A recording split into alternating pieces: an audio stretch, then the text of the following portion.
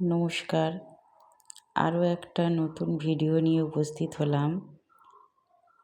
আজ তো দেখাবো আমার পর্তুলিকা গাছের কি অবস্থা। এটা থোকা পর্তুলিকা, যেটাকে মস রোজও বলা হয়। সব ঘাস হয়ে ছোট ছোট জায়গায় আলাদা আলাদাভাবে নানান রঙের পর্তুলিকাগুলোকে গত বছর আমি করেছিলাম। এবারে শীত পড়ে গেছে, ওইভাবেই ছিল, সেইভাবে আর যত্ন করা হয়নি। এই ছোট ছোট জায়গাগুলোর মধ্যে কিভাবে ঘাস ভর্তি হয়ে গেছে, এগুলোকে নতুন করে যদি না বসানো যায়, এতে ফুল হবে না, গাছের গ্রোথও হবে না, গাছগুলো আস্তে আস্তে শুকিয়ে যাবে। ওই জন্য প্রথমেই টব থেকে গাছগুলোকে সব বার করলাম, এক এক করে বার করে এইবারে এই গাছগুলো থেকে আগে ঘাসগুলোকে আলাদা করব। এক এক করে মাটি সব ছাড়িয়ে নেব।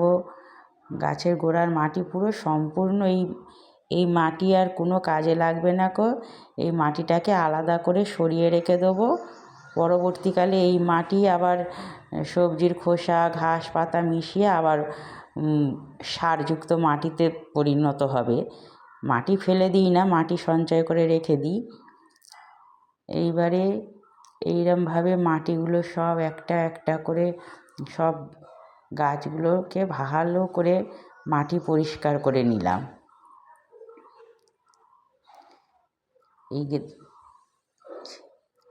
এবার গাছ আর ঘাস সব এক এক করে আলাদা হয়ে গেছে।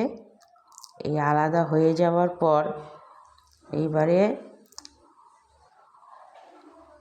দেখো এইভাবে আলাদা করে নিয়েছি, ঘাসগুলোকে বেছে নিয়েছি আর গাছের ডালগুলোও সবই আলাদা হয়ে গেছে।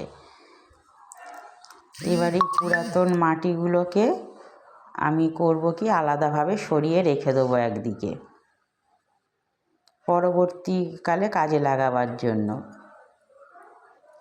এবার একটা এরকম ঝুড়ি টাইপের নিয়েছি, গোল, বেশ অনেকটা বড় এটা। এবারে আর আলাদা আলাদা করে বসাবো না, সব গাছগুলোকেই এক জায়গায় বসিয়ে দেবো। এই প্রথমে এই শুকনো পাতা দিলাম,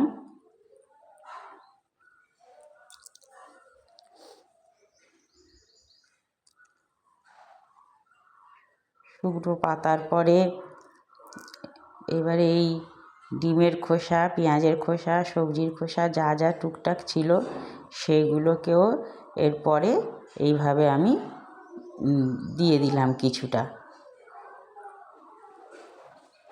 তারপরে এই যে ধানের সেই খোসা, এগুলোকে আমরা তুষ বলি গ্রামের দিকে, এই কিছুটা দিয়ে দিলাম। দিয়ে এবারে বালি দিলাম কিছুটা।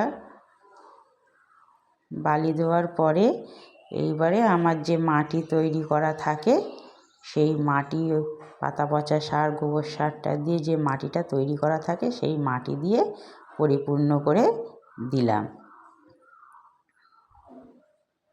ভালোভাবে মাটিগুলো একদম টবটা পুরো ভর্তি করে দিয়ে দিলাম।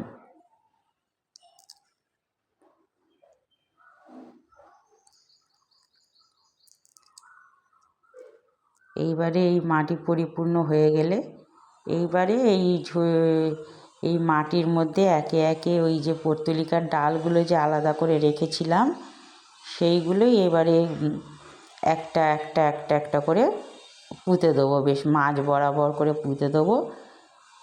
এবারে তো আর আলাদা রঙের ফুলগুলো তো আর আলাদা আলাদা করিনি, সব এক জায়গায় বসিয়ে দিচ্ছি। তাহলে ফুল হলে নানান রঙের ফুল হবে একটা টবে, দেখতে ভালোই লাগবে, একেবারে খারাপ লাগবে না। এইভাবে বসানো হয়ে গেল, পুরো ডালপালাগুলো বসিয়ে আর এবার জল ছড়িয়ে দিলাম। ভালো করে জল দেওয়া হয়ে গেলে এইবারে একেবারে কড়া রোদ্রে না দিয়ে, এখন তো গরমের সময় প্রচুর রোদ, একটু হালকা রোদ, হালকা ছাওয়ায় বসিয়ে রাখলেই এখন সব গাছের পক্ষেই বেশ ভালো।